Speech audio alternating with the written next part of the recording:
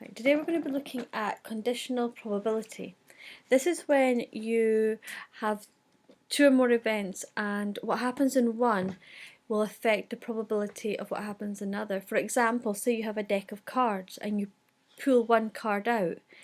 Removing that card will affect the probability of the possibility of what if you get a hearts or a diamonds the next time you choose a card out of that deck, because you're removing one of that deck and you're reducing the number of one of the different faces, and therefore the probability changes. So let's look at an example of how this works out. So a school choir is made up of 6 girls and 4 boys. The school's music teacher chooses at random 2 members of the choir to look after the sheet music. Draw a tree diagram to illustrate this information, and then use the tree diagram to work out the probability that the teacher chooses 2 boys. And I'm going to hide the question so I've got room to do this. So we've got, in the choir, we've got 6 girls and 4 boys. So that gives us a total of 10 children. So the choir master can either pick a girl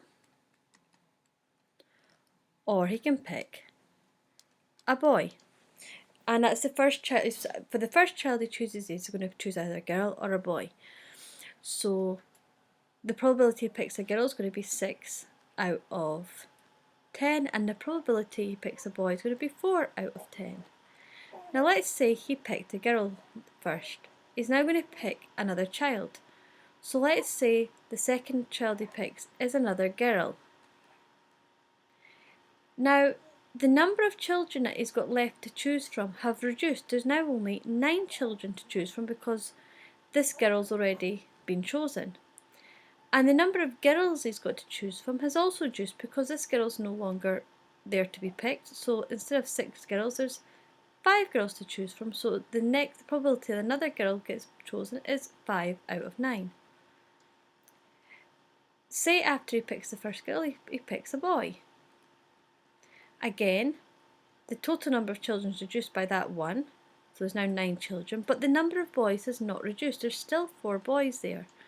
So there's 4 out of 9. The probability of picking a boy the second time is 4 out of 9. Now let's go back to our first choice. Let's say that the first choice of child was a boy. Then, after the boy, let's say he picks a girl. Again, the total number of children is reduced down to 9. But this time, there's not been a girl chosen before, so the total number of girls is still 6. So it's 6 out of 9. And say for the second one, he's already picked a boy, so there's only going to be 3 boys left, and now there's 9 children left, so it's going to be 3 out of 9 for that boy.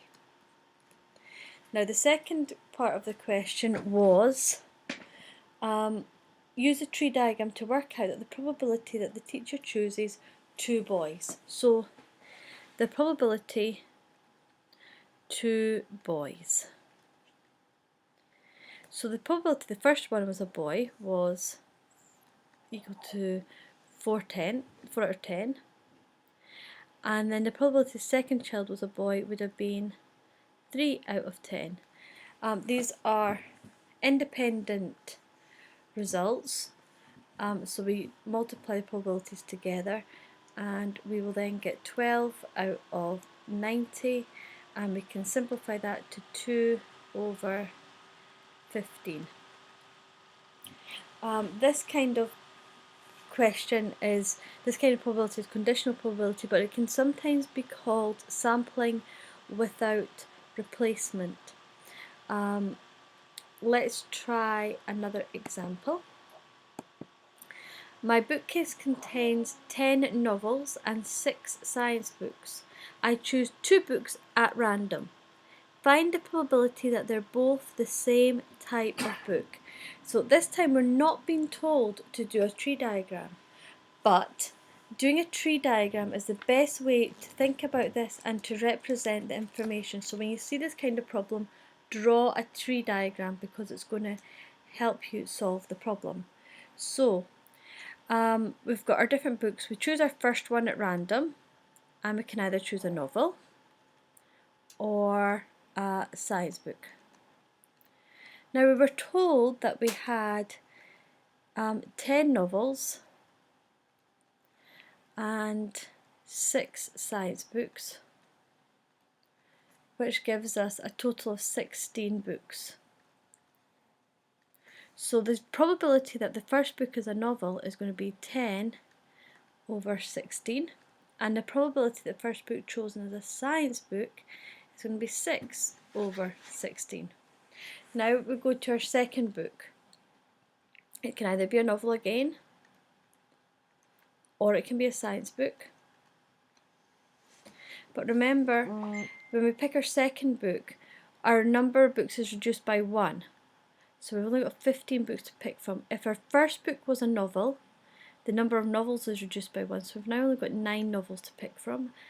If the second book we pick from on this branch is a science book, again our total number is still going to be reduced by 1, so it's 15. But we've still got 6 science books to pick from, so that's 6 out of 15. Now let's go down to the second branch. For our second book picking, say we pick a novel after the science book. Again, the total number of books is still reduced, it's 15. But we've not picked a novel yet, so we've still got 10 novels to pick from. If we were our second book was a science book, the total number is still 15, it's reduced by that 1. And our science books is now reduced by 1. We've only got 5 science books left to pick from. So there is our tree diagram. Now we want to find out the probability that our two books are the same type. So we're dealing with this branch and this branch. We'd either have 2 novels or 2 science books. So let's probability of 2 novels is going to be 10 over 16 times 9 over 15, which is going to be 90 over 240. Then the probability of 2 science books is going to be 6 over 16 times 5 over 15, which is 30 over 240. Therefore, the probability that both are the same is going to be, it's mutually exclusive, so it's going to be either 2 novels or 2 science books. So we're adding these probabilities together. 240 plus 30 over 240, which is going to be 120 over 240, which will simplify down to 50-50 chance that we're going to get either 2 science books or 2 novels, which might surprise you. So I hope that helps.